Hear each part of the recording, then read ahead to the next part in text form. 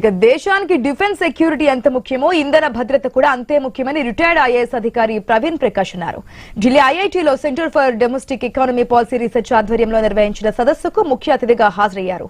కృష్ణా గోదావరి బేసిన్లో కోట్ల ఆయిల్ ఉండొచ్చని అభిప్రాయపడ్డారు. బెరైటీస్ నిక్షేపాలు లేకపోతే ఏం చేయలేమని చెప్పారు. కడప, మంగంపేటలో చాలా పేద ప్రజలు మైనింగ్ పై ఆధారపడి ఉన్నారని తెలిపారు.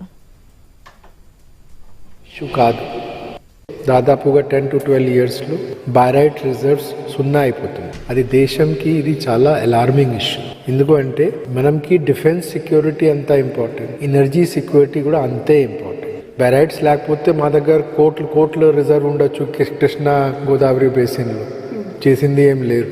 ఎందుకంటే బైరైట్స్ తప్ప దీనికి డ్రిల్లింగ్ జరగదు. ఒక ఆంధ్రప్రదేశ్ ఇష్యూ కాదు, ఇది దేశం ఇష్యూ. బైరైట్స్ మైనింగ్ తగ్గాలి. బట్ తగ్గాలి అంటే దీనికి 2 ఇష్యూస్ ఉన్నాయి. ఒకటి అంటే ఏపీఎండిసి రెవెన్యూ తగ్గుతాయి. మన ఏపీఎండిసి రెవెన్యూ ప్లేస్ చేసుకొని మన బాండ్ తీసుకున్నాం మనం. రెండోది మంగంపేట, కడపల్లో ఉన్న చాలా మంది బీద ఫ్యామిలీ దీని మీద డిపెండ్ అయి ఉంటారు. వాళ్ళ సంగతి ఏమి